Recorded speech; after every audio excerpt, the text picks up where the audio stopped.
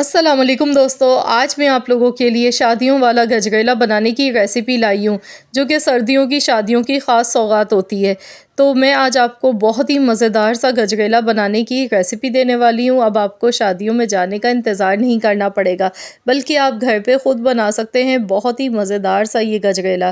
देखिए, देखते ही मुँह में पानी आ गया, इतना मज़े का बनता है, बिल्कुल मलाई रबड़ी की तरह बहुत ही ज़ायकेदार बन के ही तैयार होता है। सर्दियों के मौसम का ख़ास तोहफ़ा होती है ये रेसिपी गजरेला की। ठंडा ठंडा बहुत ही यम्मी लगता है। तो चलिए रेसिपी देख लेते हैं। तो यहाँ पर इसे बनाने के लिए 1.5 लीटर मैंने दूध लिया है। तो सबसे पहले दूध को अच्छा सा एक बॉयल दिलाना है। तो जब तक कि दूध में बॉयल आता है तो मैं आपको दिखा देती हूँ। यहाँ पर मैंने चावल लिए थे आधा कप बासमती चावल लिए थे। इन्हें मैंने 1 घंटा पहले भिगो कर रख दिया था। चावल देखिए अच्छी तरह से भीग चुके हैं। तो गजरेला जो बनाया जाता है इसमें चावल पीस कर नहीं बनाया जाता है। गजरेला को ऐसे ही बनाया जाता है। इसे दूध में खूब अच्छी तरह से पकाया जाता है चावल को, और इतना पकाया जाता है कि चावल का दाना थोड़ा दिखना चाहिए। अगर आप चावल को पीस के बनाएंगे तो फिर वो गजरेला नहीं बनेगा सही आपका। तो हाथों से इस तरह से मैश कर लेंगे। चावल को हाथों से आपने मैश कर लेना है। तो यहाँ पर हम देख लेते हैं, दूध में भी देखिए बॉयल आ चुका है। तो यहाँ पर दूध को पहले अच्छी तरह से 1 से 2 मिनट तक पका लेते हैं। इसके बाद हमने इसमें चावल शामिल करने हैं जो हमने भिगो कर रखे हैं। तो चलिए अब हम शामिल कर देते हैं।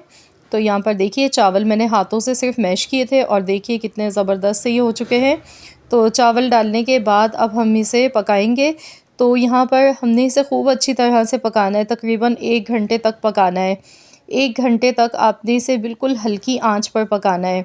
तो यहाँ पर पहले हम इसमें एक बॉयल आने का इंतज़ार करेंगे, क्योंकि जैसे ही हम चावल डालते हैं तो जो दूध का टेम्परेचर होता है वो थोड़ा सा ठंडा हो जाता है। तो यहाँ देखिए बॉयल आना शुरू हो गया है फिर से।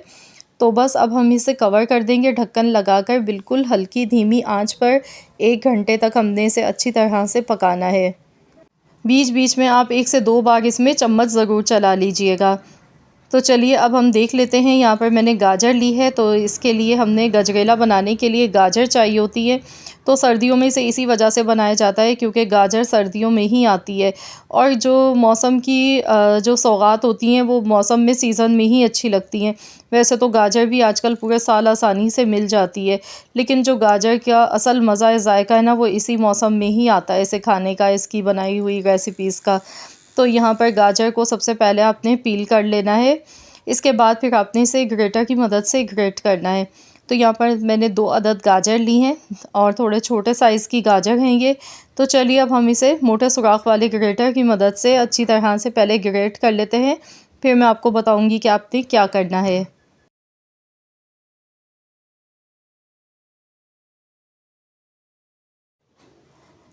तो अब हमने यहाँ पर घी लेना है पैन में, तकरीबन 1 छोटा चम्मच, 1 टीस्पून घी लेंगे, और इसमें ग्रेट की हुई गाजर शामिल कर देंगे। गाजर डालने के बाद अब हम इसे पकाएंगे 2 से 3 मिनट तक। बहुत ज़्यादा ओवर कुक हमने नहीं करना है, सिर्फ 2 से 3 मिनट तक पकाना है, ताकि गाजर का जो कच्चापन है इससे वो ख़त्म हो जाता है। तो बस 2 से 3 मिनट तक पहले हम इसे पका लेते हैं, लेकिन आपने यहाँ पर घी बहुत कम इस्तेमाल करना है। मैंने छोटा वाला चम्मच लिया है, 1 टीस्पून घी सिर्फ डाला है इसमें। तो यहाँ पर लो टू मीडियम फ्लेम पर मैं इसे अच्छी तरह से पका लेती हूँ 2 से 3 मिनट तक।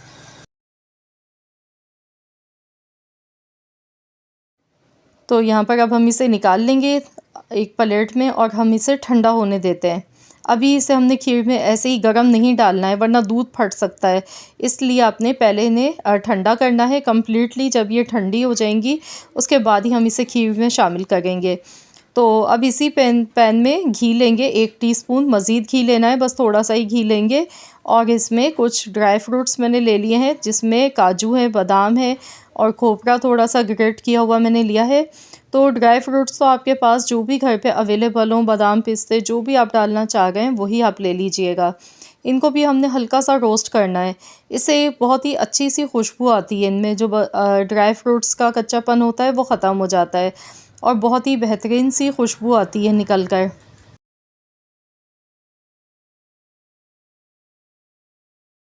बिल्कुल हल्की धीमी आंच पर आपने इन्हें रोस्ट करना है। तो यहाँ पर देखिए बहुत अच्छे से ये रोस्ट हो गए हैं, खुशबू आने लगी है। तो चलिए अब हम इन्हें भी निकाल लेते हैं प्लेट में।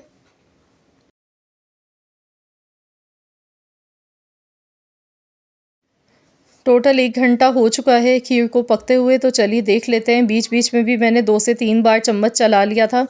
तो यहाँ पर आप देख सकते हैं ये थोड़ी सी थिक होना शुरू हो गई है, गाढ़ी होना शुरू हो गई है, और चावल भी देखिए कितने सॉफ्ट हो गए हैं। अब आप चाहें तो यहाँ पर मैशर की मदद से, जिससे हम दाल घोटते हैं, उससे आप चाहें तो हल्का सा मैश भी कर सकते हैं। लेकिन मैंने इसे इतनी देर पका लिया है कि बिल्कुल भी यहाँ ज़रूरत नहीं है मैश करने की। अब जो गाजर हमने फ्राई करके रखी थी, तो ये हम इसमें शामिल कर देंगे, मिक्स कर लेंगे इसे अच्छी तरह से।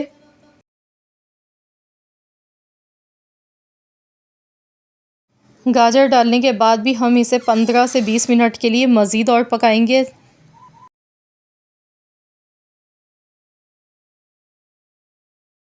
तो देखिए माशाल्लाह बहुत ही बेहतरीन सी इसकी लुक लग रही है दिखने में।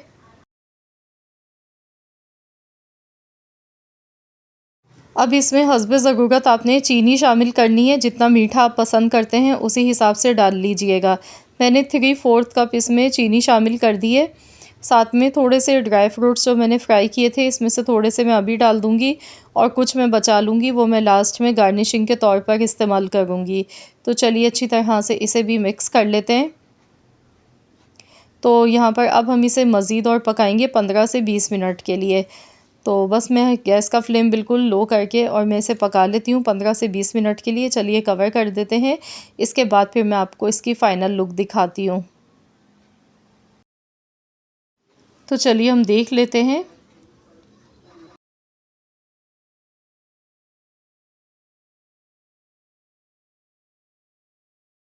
माशाल्लाह देखिए कितनी प्यारी सी लुक आई है, थिकनेस आप चेक कीजिए। अब इसे मज़ीद फ्लेवर देने के लिए इसमें फ़्रेश क्रीम का आपने यूज़ करना है।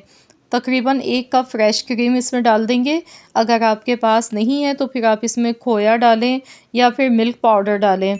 तो इसकी वजह से ये बहुत ही क्रीमी और बहुत ही मज़ेदार सा इसका फ्लेवर आता है। वैसे तो इसमें खोया शामिल किया जाता है, खोया डालने से बहुत ही अच्छा इसका जायका निकल के आता है। तो आप इन तीनों चीज़ों में से कोई भी एक चीज़ डाल लें, इंशाअल्लाह ताला बहुत ही बेहतरीन सा गजरेला बन के ये तैयार होगा। अब इसमें आधा चम्मच हरी इलायची का पाउडर शामिल कर देंगे, इससे बहुत ही बेहतरीन सी खुशबू आएगी। तो चलिए इसे भी मिक्स कर लेते हैं। थिकनेस आप देख सकते हैं, क्योंकि अभी ये मज़ीद हम इसे जब ठंडा करेंगे तो और ज़्यादा ये थिक हो जाती है। गजरेला हमेशा थोड़ा सा थिक ही बनाया जाता है। तो मैं आपको बिल्कुल 100% जो शादियों वाला गजरेला होता है उसकी रेसिपी आज आप लोगों के साथ शेयर कर रही हूँ। तो चलिए इसे हम डिश आउट कर लेते हैं। थाल में जिस तरह शादियों में पेश किया जाता है उसी तरह से हम इसे थाल में निकालेंगे। इसके बाद हम इसे ऊपर से थोड़ा सा गार्निश करेंगे। तो यहाँ पर मैंने बचे हुए बादाम और काजू से मैंने इसे गार्निश कर दिया, साथ में थोड़े से चांदी के वर्क लगाएं। अब हम इसे फ्रीज़र में रख देंगे 2 घंटे के लिए। 2 घंटे के लिए मैंने फ्रीज़र में रख दिया था। अब ये खूब अच्छा सा चिल्ड हो गया है, ठंडा हो गया है। तो चलिए अब मैं आपको दिखाऊंगी कि ये किस तरह का बन के तैयार हुआ है। तो चलिए मैं आपको दिखाती हूँ इसकी फ़ाइनल लुक। ये देखिए, वाओ! एकदम क्रीम की तरह इतना मज़ेदार, इतना बेहतरीन जमा हुआ बन के तैयार हुआ है, जैसे हम शादियों में खाते हैं। सेम उसी तरह का जायका है और बहुत ही बेहतरीन सी गजरेला की रेसिपी है ये। तो मैं आप लोगों से कहूँगी कि आप लोग ज़रूर ट्राई कीजिएगा इस रेसिपी को। इंशाअल्लाह ताला आप सबको बहुत ज़्यादा पसंद आएगी ये रेसिपी। तो फ्रेंड्स, अगर आपको मेरी रेसिपी पसंद आई है तो वीडियो को लाइक करें, शेयर करें, चैनल पर नए हैं तो सब्सक्राइब कर लें। मिलते हैं इंशाअल्लाह ताला एक और नई रेसिपी के साथ। तो जब तक के लिए अल्लाह हाफ़िज़।